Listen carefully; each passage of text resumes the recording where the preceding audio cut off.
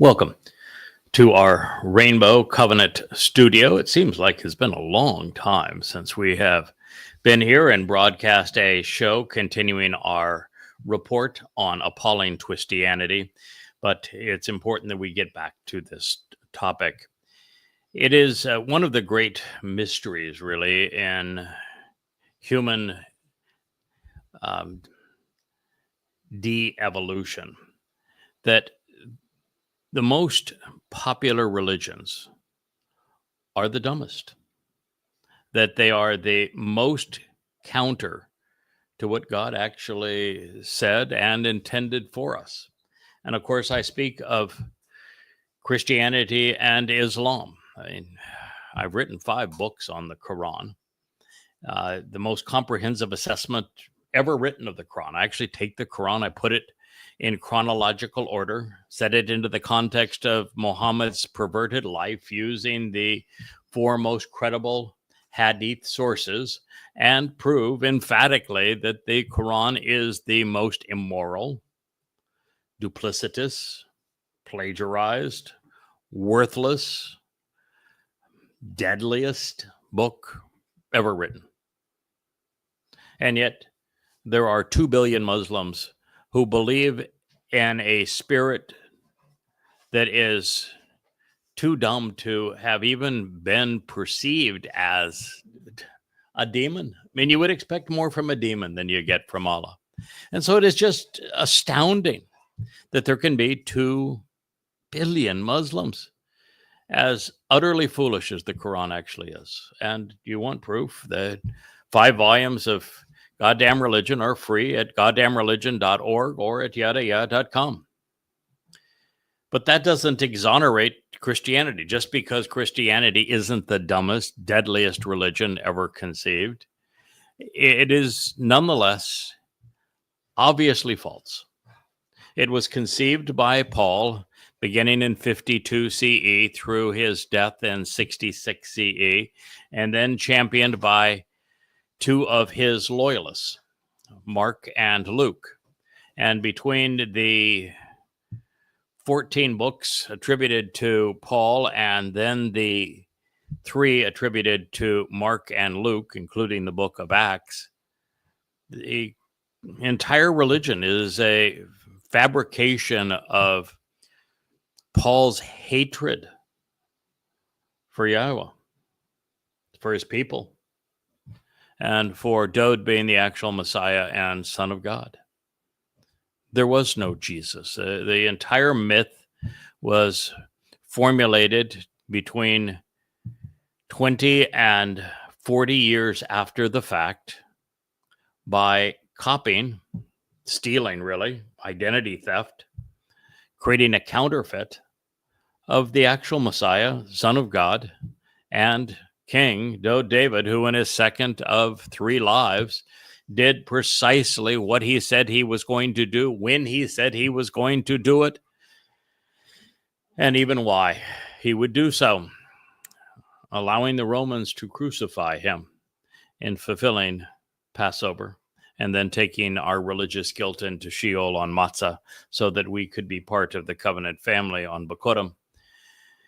And he told us exactly to the day when he would fulfill Chag Matzah.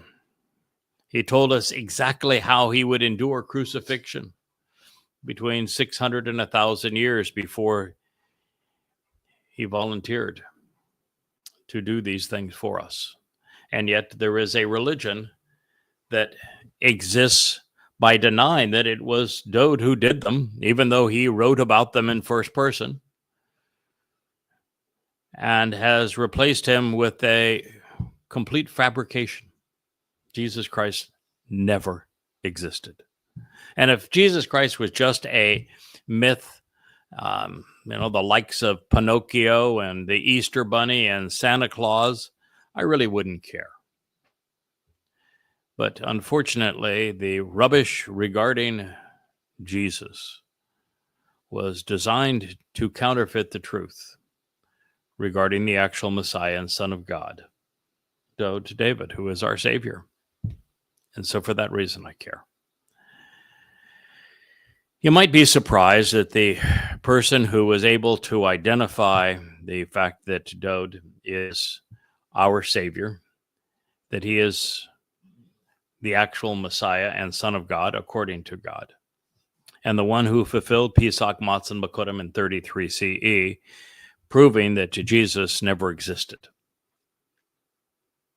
You'd think that the person who would determine these two things, as well as ascertain the timeline so that you can now know exactly when the harvests are going to occur, when the time of trouble begins for Israel and the world, and when the sacrifice of the red heifer will transpire to purge the adulterous woman, that is Yisrael, so that she is prepared to be betrothed to her returning king, David, and what day that's going to transpire, and with whom he will return, so that we can all return to Gan Eden on Sukkah. I've presented it all for you, presented the events and the dates between now and this time, which is just 8 years from now, along with every important act that will occur along the way. I have even been the first to successfully identify and prove the identity of the person that Christians expect, known as the Antichrist. Yes, he's already here, fully demon-possessed and engaged, doing exactly what we were told in Daniel and in Ezekiel and in Isaiah would unfold before our eyes, watching as Israel is betrayed. And so I come to you with a wealth of insights. I've been able over these past 24 years to deduce tens of thousands of them, more than anyone who has ever lived. And yet it's only 1 in a million that pay attention.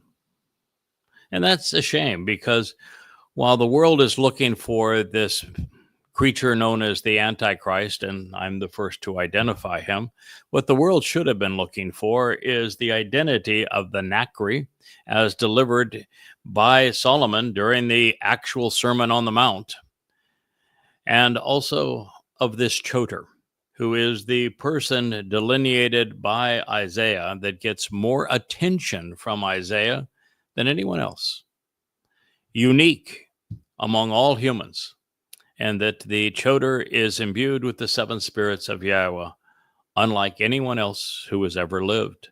And have you ever heard a pastor or a priest, an imam, a rabbi, No. ever speak of...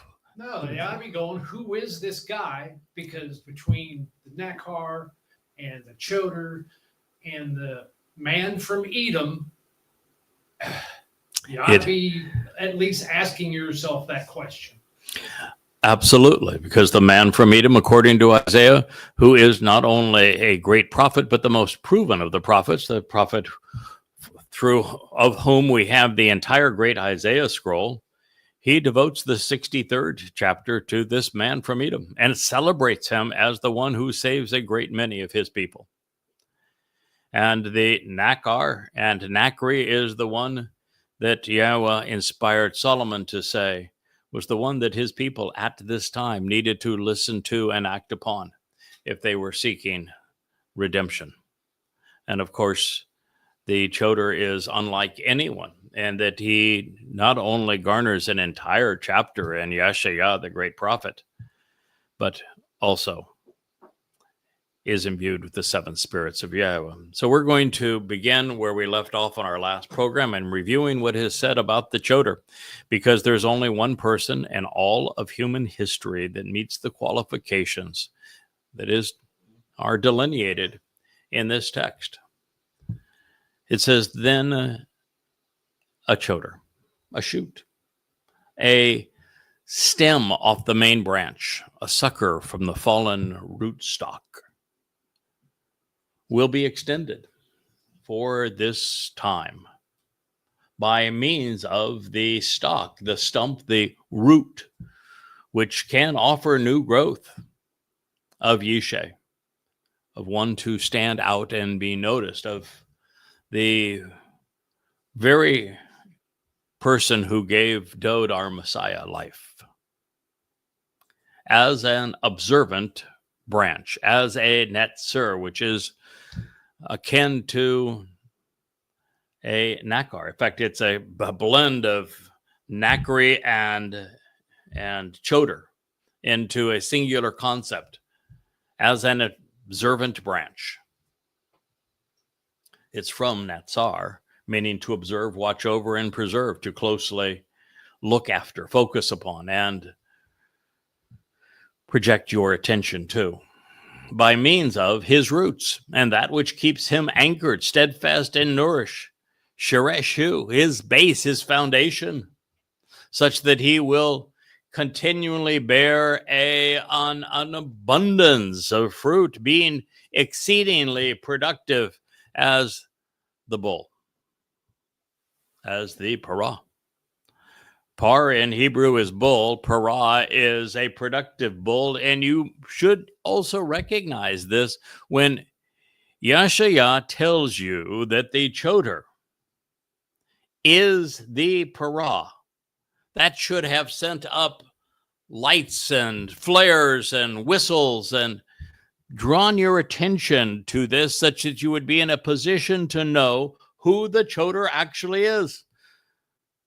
Do you know who the parah is? Because Isaiah will tell you in his 17th chapter that the one who is the final Zoroah, cultivating the two final harvests, Shabuah and Towrah, is a parah, and that it is his role as the parah that will be fulfilled during Towrah, because then he will be the most productive of all bulls. Do you know the story that is told in Numbers 19?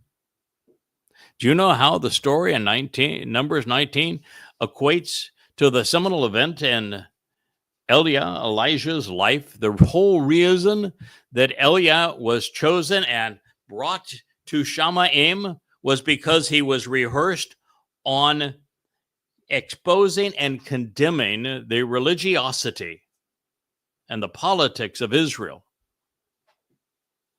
2,888 years ago, while roasting a bull. And that is why he was chosen by God, brought into Shamaim, and will return as one of the two witnesses, because he is the master of ceremonies over the sacrifice and subsequent roasting of the parah of this productive bull. Why didn't you make those connections between Elijah being the final witness and this seminal moment, the single most important moment in his life, the entire reason that Yahweh took him then and is bringing him back in a matter of 4 years? Why are you unable to make that connection between that bull and this one? And then between the parah of Numbers 19. People are fussing all over a red cow as if the Adamah parah was a red heifer. No, it's just like when Dowd fulfilled Pesach as the very Lamb of God. He didn't turn into a furry animal. This choder is a man. As the parah, he is still a man who is symbolized by a bull who is productive.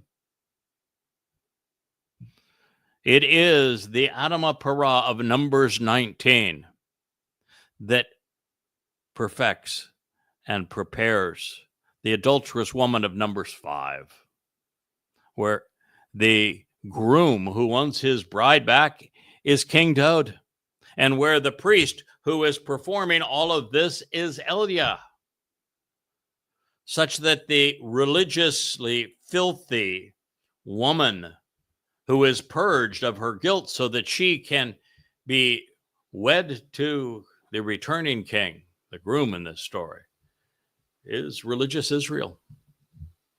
Well, Israel apart from religion.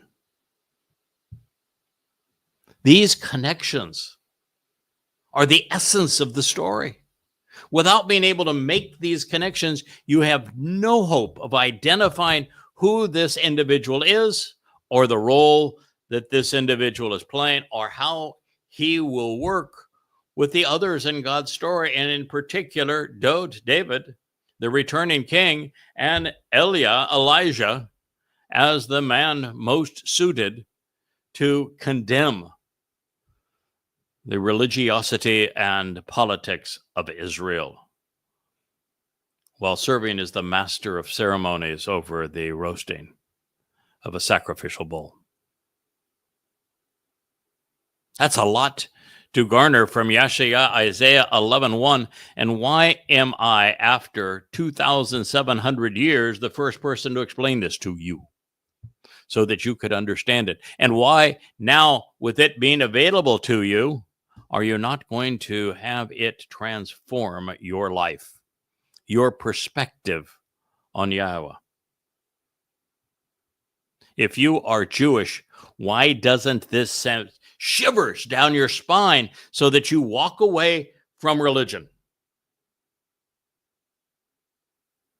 If you're a Christian, and I'm sharing this with you in a program called Twistianity, why doesn't it tell you that the entire myth of Jesus is nothing but a fraud to draw your attention away from the actual Messiah and Son of God, our returning King, David? You don't have much time to get your act together, and the message couldn't be any clearer. What follows is said of one man in all of human history. This never happened before, and it will never happen again. That makes the Towrah the most extraordinary human who has ever lived from the point of view of conveying God's message. Now, he is not in the league of his king. His king, Dode, is the greater light, and he is the lesser light reflecting the king's brilliance. But because no one heretofore has been able to lead Israelites to the truth, God is going all in with the Towrah. He has never done this before. He will never do it again. And the reason is simple. Because even he failed with the children of Israel, as did Moshe, as did Dode. All three gave up on you. All three came to the conclusion that Jews are impossible to lead, to instruct, to teach. Oh, they're easy to misguide, all right. Look what the rabbis have done to you. Look what Christianity has done to you. Look what Islam has done to you. Look what even Marxism has done to you. They're easy to vilify. They're easy to mislead. But to tell a Jew the truth and to have the Jew accept the truth and go against the lie of religion, of Judaism, Christianity, Islam, Marxism, and to stand with Yahowah, oh man, God himself failed. You told God to shut up and go away, that you never wanted to hear from him or see him again. You haven't changed. You rebelled against King Dode. Moshe, in the beginning of the Exodus, turned to God and said, "How dare you do this to me? I told you I didn't want this job. I told you these people were impossible. Now they have proven that they're so obnoxious that no one can reason with them. I want out of this responsibility. As a matter of fact, I am so disgusted in this place you have put me, trying to lead these impossible people. I want you to kill me."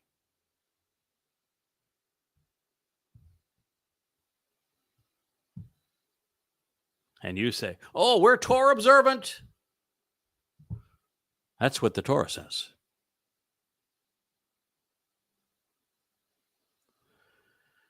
Now, the only hope you have at this point is that the voice of this Towrah will resonate with you, as this Towrah is inspired by the very Spirit of Yahowah, the God whose name you erased from his testimony and from your lives, whom you disgustingly, revoltingly refer to now as Hashem. His name is Yahowah. This is because the Spirit, the Ruach of Yahowah, will settle and remain on him. Ruach, Nuach, al-Hu. So, Ruach, Yahowah, Nuach, al-Hu. Settle and remain. Placed upon and energizes him, restores him, is an alliance with him, dwells within him, resides as part of him, and will never depart him. She enriches the association and assures the most favorable outcome for him.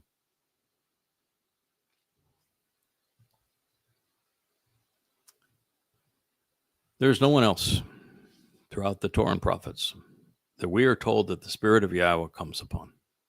So if you're a God-forsaken rabbi, why is it your head is so far up your tuchus that you're not trying to figure out who this person is? And when this person finally addresses you and says, it's obvious, pay attention, do you not? This is how disgusting the rabbis have become. The very Spirit of Yahowah has come upon and resides within the choder. But that's not the end of it. That should be enough, but it's not the end of it. Doesn't get better than that, but that's not the end of it. You see, the choder has some 10,000 insights into God's nature and what he intends and is offering to us and expecting in return.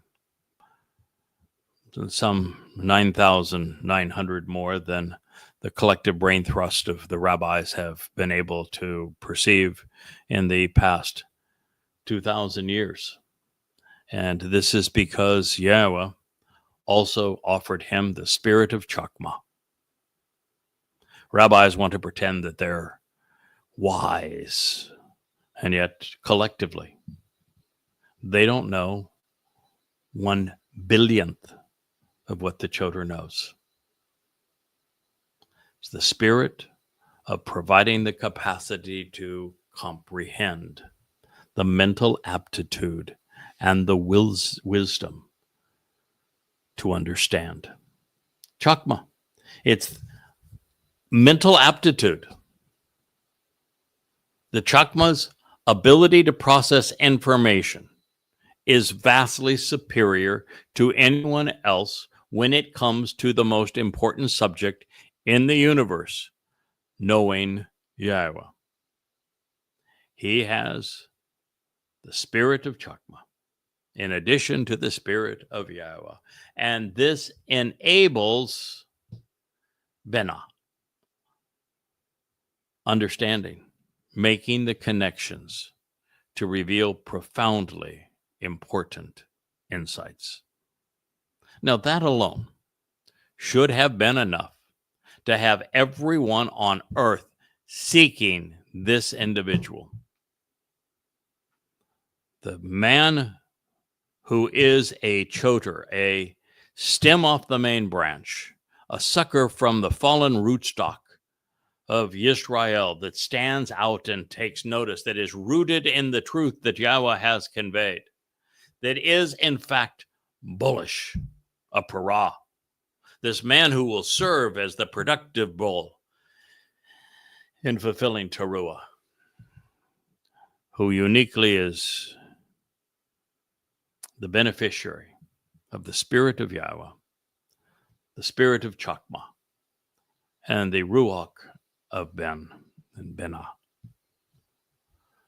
of intelligence, of understanding, and of Yahowah's very nature. Speaking for Yahowah. But that's not all that God had to say.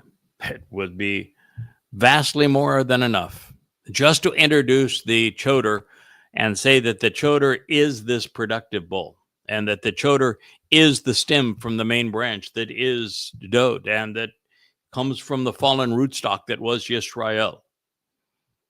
as this productive bull would have been enough by itself to make him the most important person of this time. But then for God to add to it that this person is imbued with, and the spirit of Yahowah resides within him, in addition to the spirit of Chakma, of intelligence, and the spirit of Bien, understanding, puts him in a league unlike any other. No one in all of human history can make those claims. But he also has the Ruach, the spirit of Etzah. Etzah is the ability to understand and perceive the entire portrait that God has painted from beginning to end, and then to be able to convey what he has learned in a manner that can provide counsel, effective mentoring, and advice to those who are open to it. He has the spirit of advice and counsel, of proper consultation and mentoring on the picture that God has painted for us from beginning to end, from making sense of the Big Bang and creation as God lays it out, and the flood, to appreciating what happened in the Garden of Great Joy of Eden and how we're returning to it, and how that flood in between had meaning. Can tell us exactly what we need to know about God's nature, what he cares for and what he disavows, and what we will expect from him as we return to Eden, and what will never be there again, religion or politics. The spirit of advice and counsel. But to do that job, when the greats, Moshe and Dod, failed, when the people were so belligerent they told God himself to shut up and go away, well, he's going to have, in addition to the spirit of Yahowah, in addition to the spirit of intelligence, in addition to the spirit of understanding, in addition to the spirit of understanding, appreciating the entire portrait that God has painted from beginning to end, and have the ability to share it with you and provide advice and counsel to you, well, he is going to have to be the Gabor of Gabor, a man who is emboldened, who is inspiring, who is a man of strong character and conscience, who is courageous, who is able to accomplish this mission, and who has the resolute resolve to see it through. As a matter of fact, just finished translating the end of Daniel 9, which is really the sum total of the book prior to the 12th chapter. The 9th and the 10th and 11th chapters really don't add a lot to the story. It's the 7th, the 8th, the 9th, and the 12th that tell the tale. That's when Dod, David, and Gabriel, who is how presented as the prophet in that story, Michael, who is Dod's associate, and Elia, who is a partner with Michael, are the people telling that story. And at the end of the 9th chapter, with Dod's visit as Gabriel, one of the things that he points out is that not only will the prince to the king, which is the role this Towrah is playing, prevail, that he will see it through, and that he will allow himself as the final act to be bludgeoned by the corporeal manifestation of Satan in the end, to preserve this mortal remnant of Yisrael, that he indeed will have the courage to deliver, to see it right through to the end, the resolve to do this job. And Dod, as a prophet, has seen the future. He knows it's true. It's why Yahowah gave his choter, Giborah.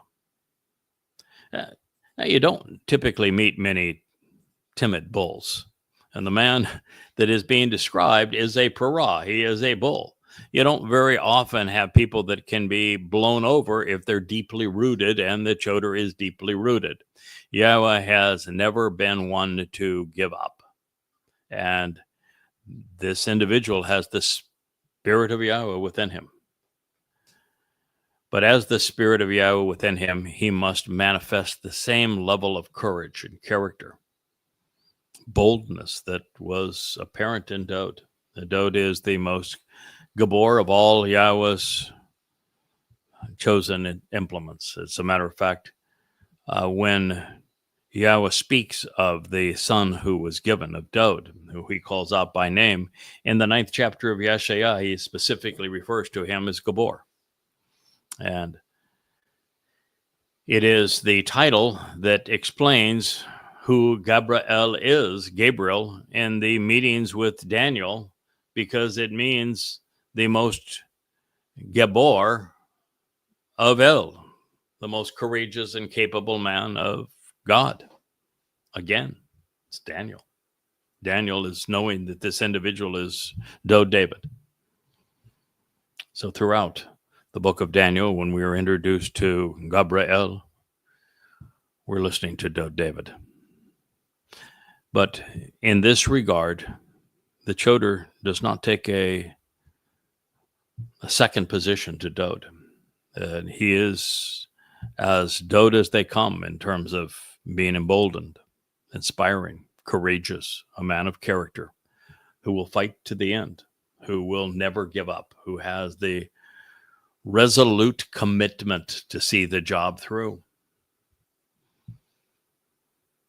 And that's a pretty extraordinary list of 7 attributes that Yahweh is providing the Towrah with. But in addition to that, this man has the Ruach of Death. The Ruach of Death means he has a wide base of knowledge. And, when Yahweh chose me for this job, I came to the job with a wide base of knowledge.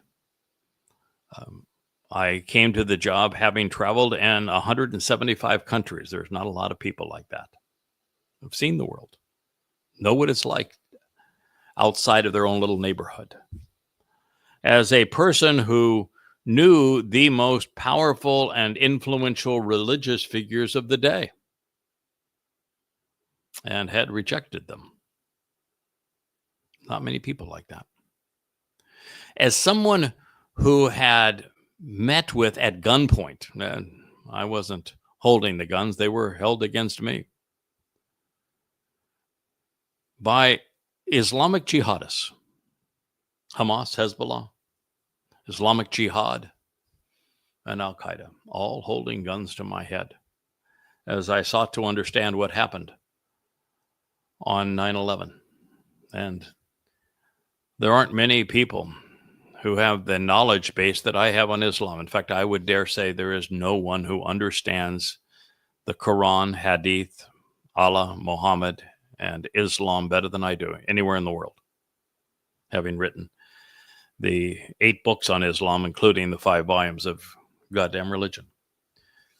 There is no one on this planet that understands how Paul created Christianity and the myth of Christ better than I do. No one, not even close.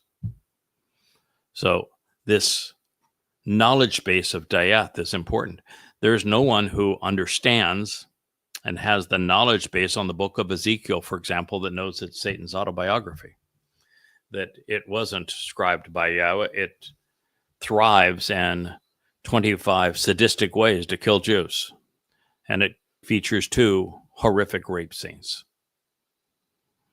Oh, the book of Ezekiel. And its presentation of the monstrosity of the temple and this copper, orangey colored bronze man who is the real estate developer in the end for the naming rights of what would be a gargantuan structure to be pave over all of the Temple Mount in Jerusalem as a shrine to Satan is no one less than Donald J. Trump. No one understands the book better than I do, knows it better than I do.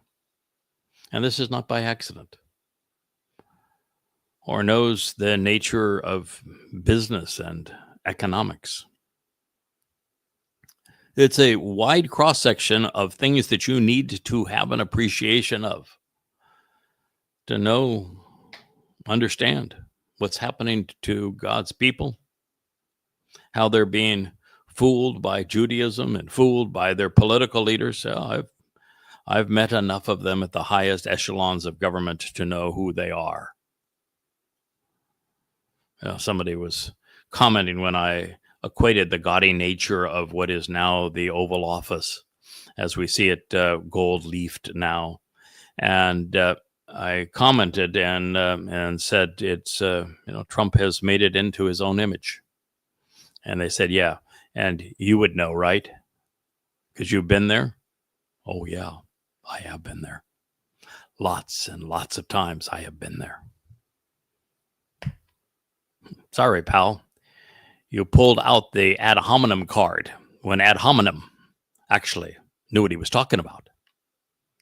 And it's over and over and over again. Been there. I've done that.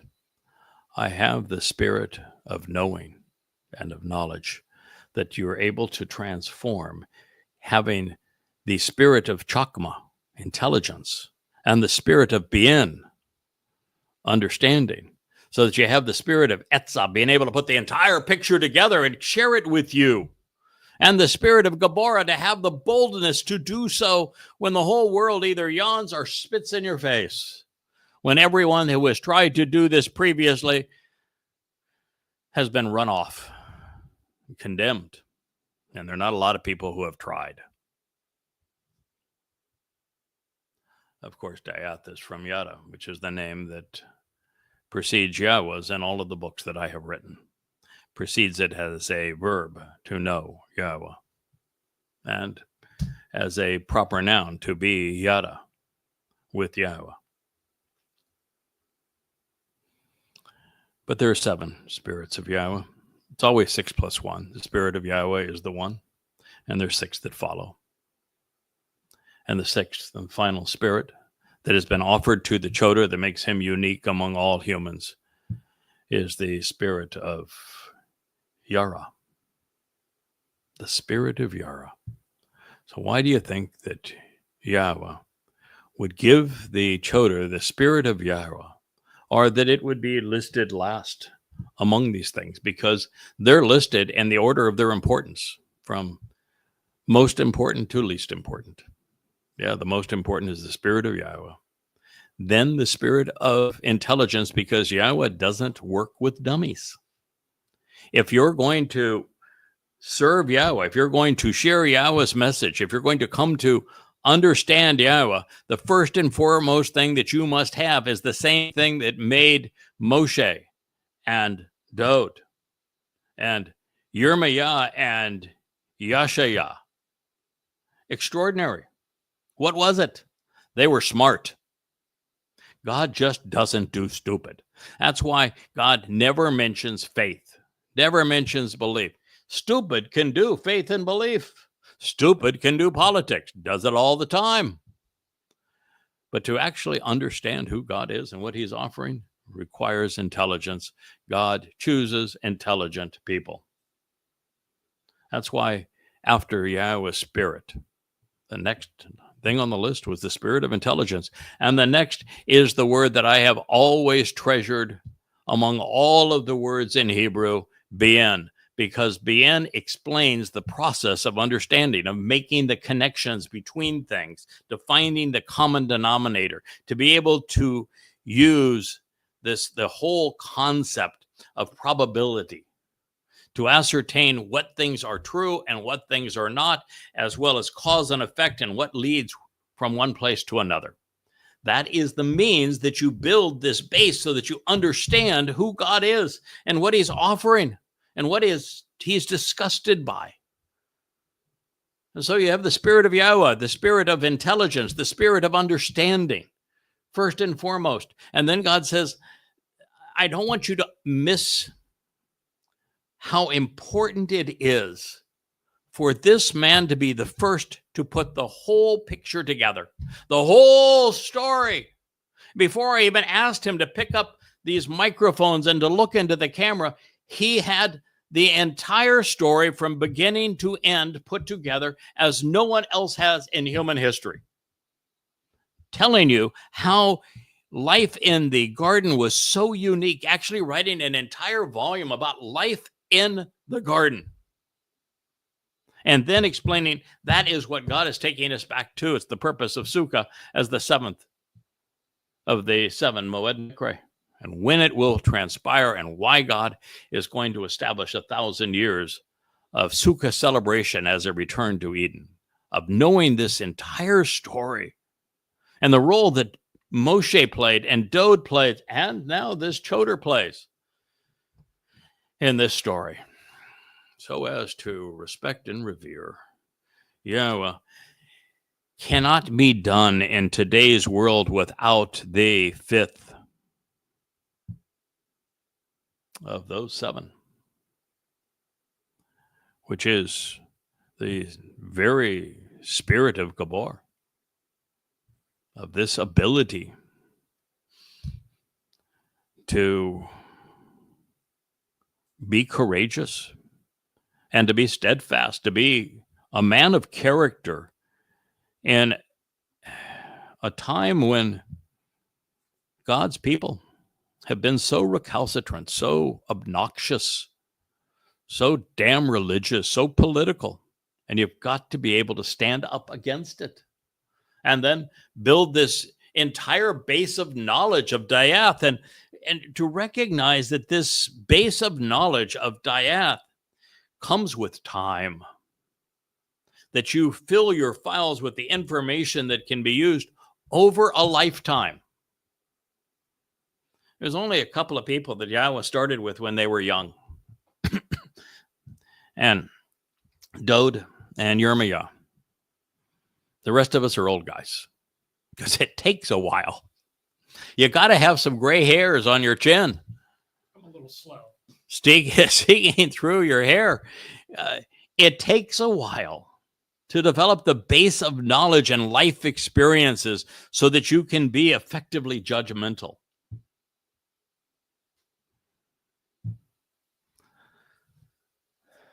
And then that all leads to the final of the 7 spirits, the spirit of Yara.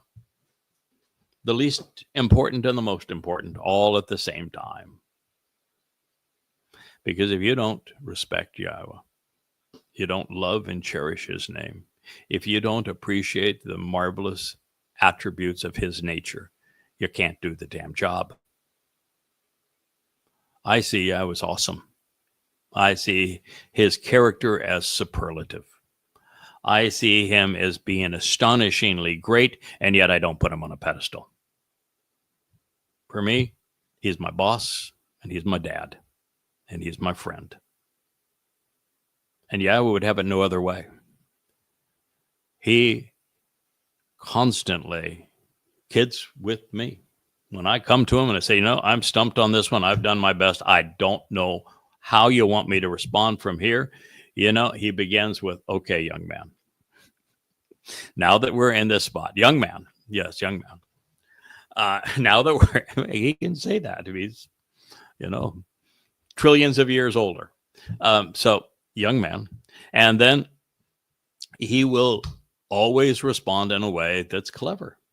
When I asked on Towrah what was going to happen with Asher when we're gone, and he just laughed at me and said, so where do you think you're going? Lord, did I know that on Towrah, I was the parah. I'm the bull being sacrificed. Where in the hell do you think you're going? You're not going anywhere on Towrah, pal. That was hilarious. Took me a while to catch up to speed, but nonetheless, it was hilarious. I did my best to get out of having to go back and rewrite Prophet of Doom. That's the only one of the 35 books I had not rewritten. multiple times. And I knew it was dated. I hadn't been in it in a while. I had no idea it was as bad as it was in terms of being dated. But nonetheless, I didn't want to go in to rewrite that again. I was having a ball rewriting the third volume of Coming Home. So I went to YAHOWAH on 10/7, the morning of 10/7. I knew that what I knew about Islam was the only thing that had a chance of saving Israel. Nonetheless, I went to YAHOWAH and said, I really don't want to have to go back there. That was a hellish time writing that. I appreciate we worked effectively together, and you protected me just as you promised, but I don't want to go do that. Do I have to go do that, Dad? Immediately. I've taken care of you. Now you take care of my people. You've seen my home here in the middle of the Caribbean Sea. Rich lives in my home in the middle of the Caribbean Sea.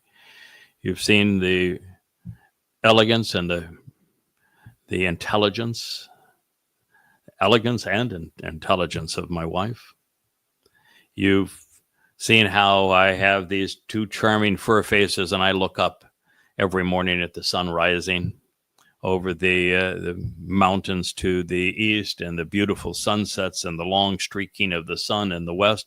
We'll do another show this evening from our ocean studio with the gleaming blue Caribbean,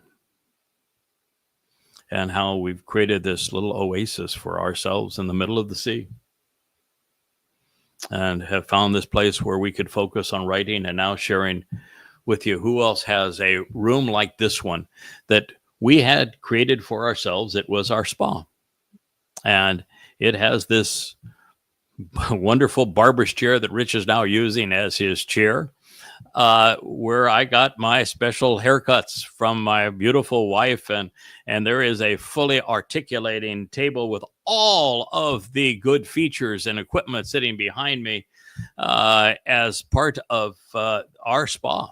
It was a room to celebrate, our relationship together, and now it's a studio. But who had a studio with a wall that changes in rainbow colors, already ready to be used in this kind of way? Who had a patio that overlooked the sea that could be turned into an ocean studio?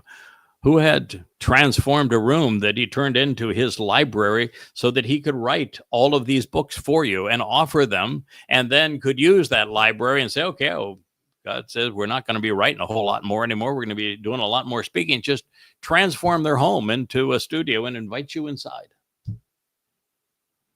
And then after we have the hang of it, and Rich could turn and manage the controls, was able to convince Leah to be part of it and to reach out in this way.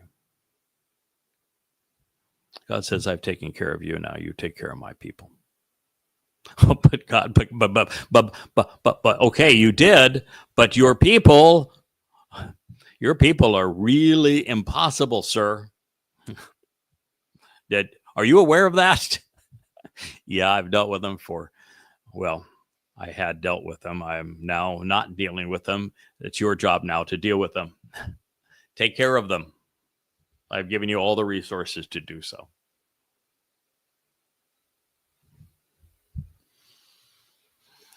It's pretty extraordinary, isn't it? Nothing like it ever. No. Not in all of human history. But, the spirit of Yara is literally how you teach us to understand. You helped connect the dots that nobody else has done. Because I respect the words of YAHOWAH as if they were treasures, fine jewels to be examined from every possible side. And I know that everything that he has conveyed to us has an opportunity to teach, to enlighten, to inspire, to enrich, to embolden, to add to life. That is a tool to wield against religion and politics and in favor of God's great devotion and love for the covenant relationship. And I have, more than anyone in human history, come to love Yahweh's name, who is the one person who, after 2,500 years, finally said, I get it.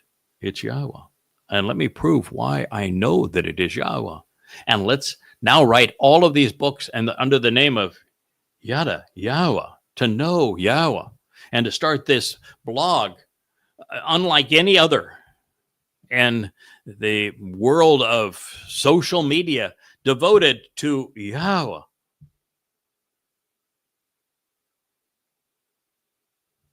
Yes, I love Yahweh's name. I know Yahweh. And I know how he loves his name. And I know how his son loved his name. And I know how every covenant member loves his name. And it is only when his people embrace his name again and stop that goddamn forsaken stupidity of Hashem and G-D that there will be peace in the family again. Additionally, by accepting the offer and responding appropriately, this choder will be perceptive. He will be ra'ak. See, God said, I'm giving him the 7 spirits, and it's going to lead to this ra'ak. As a result of this, by accepting the offer, and by the way, it was an offer. Yahweh came to me and said, hey, kid, I want you to do something for me. He didn't say kid at the time, but I didn't have any idea. I didn't even know what his name was when he approached me. But I had walked away from religion, so I was prepared. I had walked away from politics. I was at least available. And when he came to me and said, I want you to do this for me, I had the opportunity to tell him no. It was under the auspices of free will. Now, he cheats. I mean, he wasn't going to take no from Moshe. There wasn't another option. And, you know, an 8-year-old boy is not going to turn God down. So, you know, there you go with Dode. And in my case, he knew I was going to negotiate with him. He knew I was going to be a patsy for this anyway. It just was in my nature to say, all right, this is a big, bold opportunity. But he put the answer to the questions that I asked in my pocket. So, I mean, okay, how are you going to argue with that? But I did accept. Glad I did. He's known you for a very long time. Well, the fact is, that's true, that we have known each other for much longer than the 25 years that we have been together on this project, or 24 years that we've been together on this project. You read yourself in stories like when Moshe gave up, Dode and I were the answer. You read that and say, wow, okay. So he's known about what we're going to do for a long, long time. And then you read about Dode as Gabriel going to meet with Daniel, who was a bit of a jerk. I don't like Daniel very much. Dode didn't like him very much either. But he could write, and the timing was right. So he became the right person for us to meet with. But it's Dode and Michael and Gabriel Dode and Michael, who is Yada. He's this choder that meet with him. And they're sitting there listening to yourself provide an explanation of the prophecy and flesh out the prophecy 2,600 years ago. You don't think that's freaky? And it's pretty weird, but yeah, we've known each other. We've known each other a very, very, very long time. Well, not very long from God's point of view. That's why it's still a young man. But God does not deal with time the way we do. And if it freaks you out, and it did me for a bit there, to know that God can deal with somebody before they're born, well, sorry to tell you, but I'm happy to tell you that God uses time as a dimension, just like we walk forward and back and can jump up and down. Time is a dimension. And Yahweh is able to maneuver in it. That's how prophecy works, by the way. Prophecy is God's not saying this is what you're going to do, that this is how everything comes to an end. And no, what he is saying is that he has seen the future and reported our future to us and our past, writing it down so that we could trust him. But anyways, he's saying that all of this leads to this choder accepting the offer and responding appropriately. And, Rich, in this whole deal, the one thing I can say, okay, kid, you did okay. When the offer was made, I don't think God could have found anyone who was more willing to devote the rest of his life to it. I have given this my all. I wake up doing this. I go to bed doing this. I do take a few hours off each week, and occasionally, we'll take time even off for meals and not have the meal served at the desk. But to the extent a human can be devoted to a mission, I am. In fact, if I were any more devoted, I think I would collapse. I think it would be too overwhelming. Thank you for accepting the offer. Yeah, that's what I did. I accepted the offer. I accepted this offer as enthusiastically and as completely, I think, as a human can. And it's worked out beautifully between the two of us, but it was an offer, and it intrigued me. There is no doubt about it. There was aspects of my nature that were immediately intrigued by this, and come to find out that there are aspects, attributes, if you will, and attitudes that Yahweh really likes working with. And that's not to say I'm perfect. I'm far from it. But that's part of the equation. There are attributes and attitudes that Yahweh likes working through. And the fact of the matter, if he didn't, then what? Because his people told him to shut up and go away. They didn't want to ever see him or hear from him again. So until they change their attitude, he can't speak to them or even through them. So, he was left with the likes of people like me. And he found one that he likes, that had enough success and failure in life, enough exposure to the world, that it would suit his purposes. And then he took it from there. So additionally, by accepting the offer and responding appropriately, he will be perceptive. His acceptance and perceptiveness, his nose for the truth, his willingness to respond and supply the answers after his virtual meeting will be pleasing, bringing him in very close proximity with regard to the development of a profound admiration and respect for Yahweh. Here's Yirah again. So Yirah was the last of the 7, and now here is Yirah for good measure is 8. You know what 8 represents with Yahweh? Infinity, forevermore. And so what is the thing that is being emphasized that will be forevermore? Yara, Yahweh, to respect and revere Yahweh. And that is really what it's all leading. God doesn't want us to worship him. He doesn't want us to pray to him. He doesn't want us to bow down to him. He doesn't want us to blabber to him, but he does want us to respect him. And all of the things that the choder is offering begin where this ends, with the respect for Yahweh. But you don't get to respect Yahweh until you've applied your ability to think, intelligence, and you've made the necessary connections to understand.